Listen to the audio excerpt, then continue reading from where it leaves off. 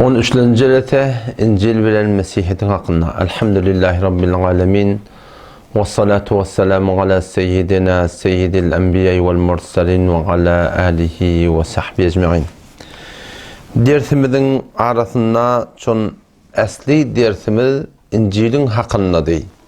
Mesihiyet'in hakkında değil. Hristiyan yerleri daşçavırttaki Türkmen yurtlarda onlara Mesihiyet'e Hristiyan yerler. Asıl gurun şolan hakkında değil.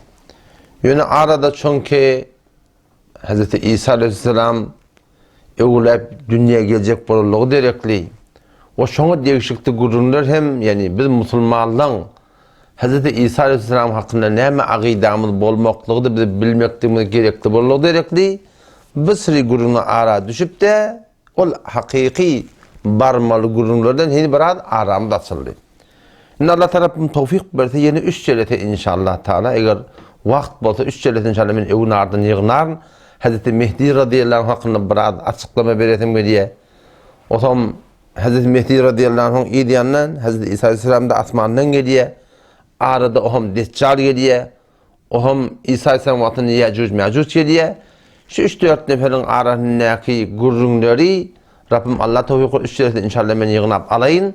Ondan sonra barars ol hakiki İncil'in öz içindeki duygulara, metleplere, düşüngülere inşallah Teala açıklamasına varır.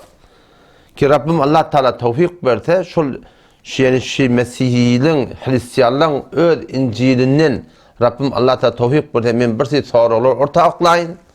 Birsi şonsunu sorular yatı ki her kim, her bir Müslüman hemçinani ki İsa Aleyhisselam hakkında bir agidamı doğru bolşuyarak, doğrulamaklık gerek bolşuyarak o taraftan hayti bir Müslüman eğer şol men aytjak duygulamy, aytjak metleplemi, aytjak yargılamy, Mesihiyetdeki badatları, İncil'deki badatları, Torat'taki badatları düşünse, o şoňa bir gaw öktürük tafta dille warlykda bolsa, inşallah taala yani awal ahir Allah'ın mededi bilen siz uluqoşdan paplar bilen otursaňyz, keşişler bilen otursaňyz, oskoplar bilen otursaňyz, şu aýdyjak gurunlara hiç bir jogap ýok yani hakykatynda. Elhamdülillah Allah ta tawfik kılıp bir tariban bir 20 yıllamında bir şekilde rahmet de Mesihiyet'in hakkında. Şol wagtda 2 tane kitap yazdım. Şu kitabın biri az Mesihiyan ve Porsit.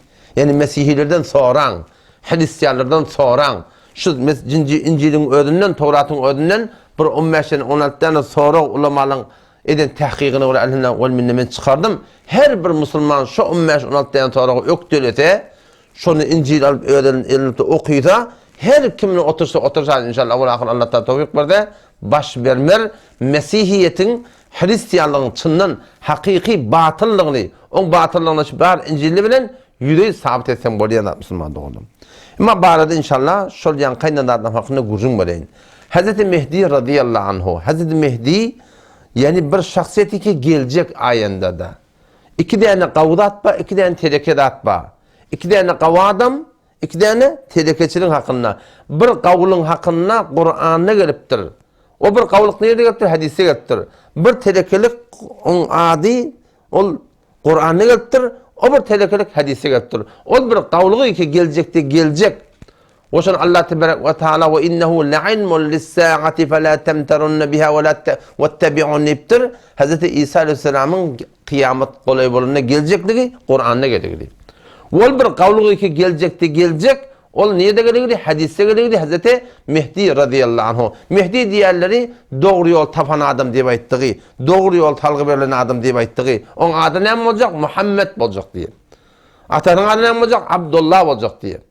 We enihiniň ady näme boljak? Amine boljak. En Resulullah sallallahu aleyhi ve sellem adyna, enihiniň adyna, atanyň adyna boljak diýer. Ama ol 2 telekelik ki biri Kur'an'a getirdi o zaman inne Ya'cuc ve Ma'cuc.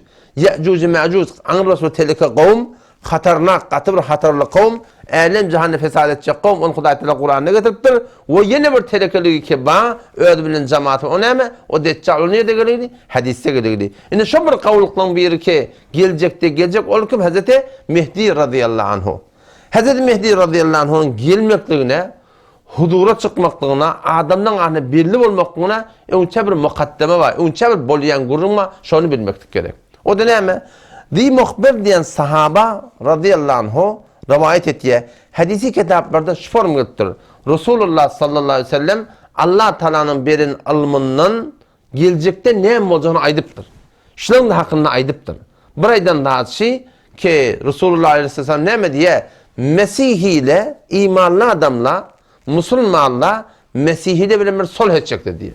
Arabı sulhname yazacaklar.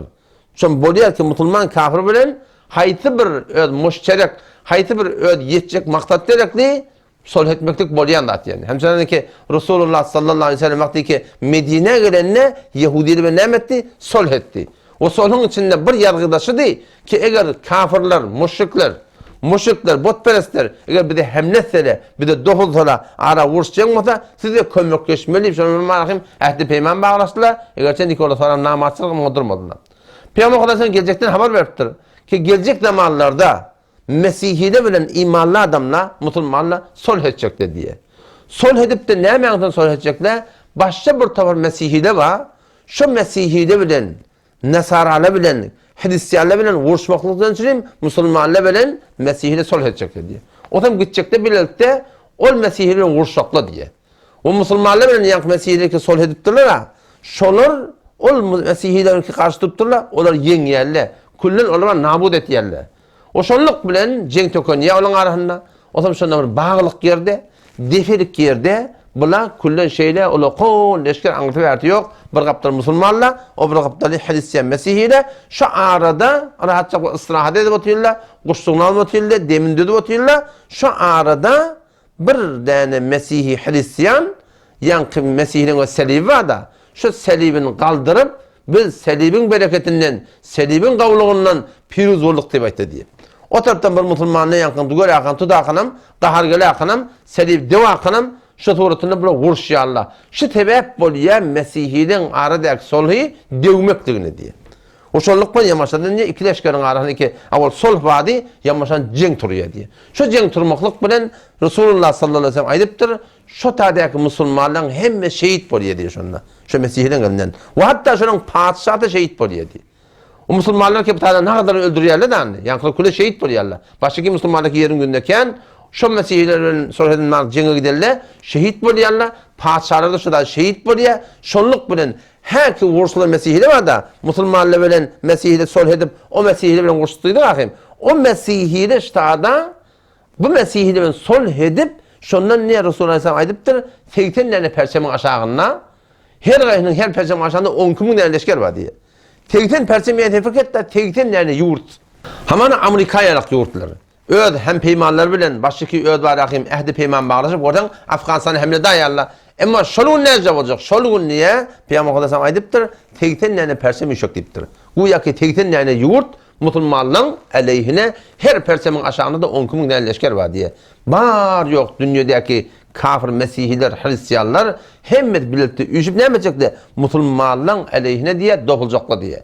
Şeyli bir darang diyelim olacak deyiptir ki Müslümançılık fakat Mekke'de kalacak, Medine'den ta Khayber'e çelliyim. Başka şu dünya alem cihan kafirler önüne geçecek diye şunda. Müslüman olacak ama hiçbir tesin çıkarıp verecek diye. Müslüman olup duran yurt, nere olacak? Mekke olacak, Medine olacak, o da ta Khayber'e çelliyim diye. Şunda Müslümanlar yaman bir darang diyelim olacak diye. Neyme değil. Haber kimden al? Haberi Medine'nin halifatından başından alıyor. Medine'nin halifatı şu da dünyadan gidiyor.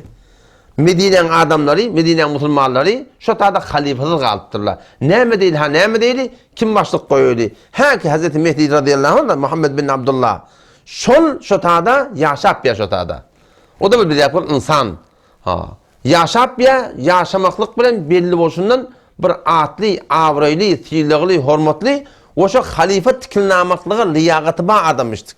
Yani bir ati hanevadadan içer maşgaladan ne? Belki tanılayan, şopanın veziri, vezaret, şopan malakın bir halife yakın adamlardan şonla yankın bana bir halifalık berlamadın deyip ne etti? Şurada töymedik derekli Mekke çıkkaydı diyeyim şundan. Mekke çıkkaydanna şonla yankı Makamı İbrahim deyip bir Mekke'de bir zayva, o tabi manşu tuğratında şu tada namaz okuyup duqa asmandan bir ses geliyor. Hada imamukumul mehdi. Şefidin hak hidayet edilen imamını başlanır, şuna bey'etin diye bir ses geliyor. Şu da namaz okuyup duqa, bu bıdatlarasın hüvese ödünden, Ondan sonra da adam Müslümanlığı gelipse öyle çıktı. Ne evet yerler? Hazreti Mehdi radıyallahu anh suretinde beyet et yerler diye. Beyet eden şodur, her yerden her zaman Müslüman gelip beyet etmeyendir yerler. Onlar hakka ait bir yüde çıkıp uğranına anırdan bir leşker gaytiye. Kafirlerin tarafından, Şam taraftan, Suriye taraftan birden leşker gaytiye. O zaman şu taada Medine kolayda Beyda diyen bir yer var. Şu taada bunlar yer çekiyor. Yeni başka bir leşker gaytiye. Onu bilin Hazreti Mehdi radıyallahu anh vuruşuyarlar. Piruz oluyarlar. O hem şu iki tane vaka bir kaptadan yer çekti. O bir kaptadan Hazreti Mehdi radıyallahu anh piruz olmaklığı sebep oldu diye elim cihanı yayıldı diye haber. Haber kimden al? Arağın velilerinden, Suriye'nin, Şam'ın velilerinden, Hudaylıklı adamların, onu ebdalliyerler. Şunun Turk'a itiyarlar, geliyerler, nereye geliyerler? Medine'ye geliyerler. Şundan Hazreti Mehdi radıyallahu anh Medine-i Münevvere'de Resulullah sallallahu aleyhi ve sellemin yankı kabrına ziyarete var ya. Kabrına ziyarete var da hem yoş Şam'a karşı malakım leşker çeki vuruyorlar. Şam'a karşı leşker çekilerine şu tadı Resulullah sallallahu aleyhi ve sellem mübarek söz var. Şeyli bir cenk olacak deyip de Peygamberimiz Müslümanların kafirlerin arasında. Şeyli bir cenk olacak. Hiç kim mirasını soracak ki ve hiç kim mirasın eline geçecek ki diyen kulak ettir da. Ne mi deyip? Ulukan bir ölçük olacak diye. Müslümanlar ve Mesihiyler şu da Hazreti Mehdi radıyallahu anh leşkerine vuruşacaklar. Bir cemaat gidecekler bir gün cenge diye. O şeyle edecekler. Ya ölmeli ya kalmalı. Evlak gelmelilerden iktiyarlı diye. Şoğun şeyle bir vuruşuyarlar. İkinin akşama den diye hiç kim diye piruz olmuyor diye. Hiç kim bütün sıkanak diye. Evliyerle diye. Şu cengde ne mi var Allah biliyor. Ne mi sem vuruluptur. Ne mi şimyayı vuruluptur. Ne mi vuruluptur Allah biliyor. Şu cenge şeref eden adamdan hemmeti çok iyice ölüyor diye. Erteye maçta Müslümanlardan yeni bir leşker teyyar buluyorlar. Ya ölmeliler ya kalmalılar. Ya basmalılar. Yani yoksa can vermeliler. Onu vuruşuyorlar diye. Onu da en imkanlık ikinin akşam ara ne basıyorlar ne bastırıyorlar. Ne vuruyorlar. Ne vururken yankılan çok iyice yeni hemmeti ölüyorlar. Üçüncü gün yeni şeyler oluyor. Dördüncü gün elhamdülillahi vel minne. Dördüncü gün Müslümanlar şu tadı ne ettiyorlar. Piruz oluyorlar. O şonluk kulen malakım suretinde şu taada var akım bir ulukamır piruzi bop duran yağdayı şudur. İyi diyanın yeni bir haber geldi diye. Ne haber geldi? Bundan ulukamır leşker Mesihilerden bana teyyar oldu. O haber teyyarlık görüp görmeyeke yeni haber geldi diye Deccal çıktı diye bekledi. İşte Deccal çıktı da şeyle ki kullen oğlan uşağımı zadımı nabud edecek oldu, yolun çıkacak oldu. On kullen bundan el çekip de var akım şundan yığınışıp uğrayarlar. Niye yaklaşın? İdine kaçacak oluyorlar Müslümanlar biliyor musun? On şu arada, şu taada, Şam'da şu taada bir öyle vakt var ya, şu öyle vaktin şu taadında öğlen okuyma oluyorlar. Hazreti İsa aleyhisselam şu taada Demiş'te bir tane var akım mescid var. Şu asmanın iki tane ferişte kanatına elini koyup şu turunu etek inip de şu taada ne var ya? Şu turutunda şu taada Hazreti Mehdi radıyallahu anh onu diye Hazreti İsa aleyhisselam ten imam oluyor da Hazreti Mehdi onu yok ten imam oluyor. Hem nihayet Hazreti İsa aleyhisselam şu taada imam olup da şonluk şu taada Müslümanlar yamaçtan ağıdbırlığı yetip bir kuvvete gelip yamaçtan nem öyle Deccal bilen koşmak oluyor. Allah da tevfik versin inşallah. İnciki ise kalına aytıp verelim. Vesselamu aleyküm ve rahmetullah.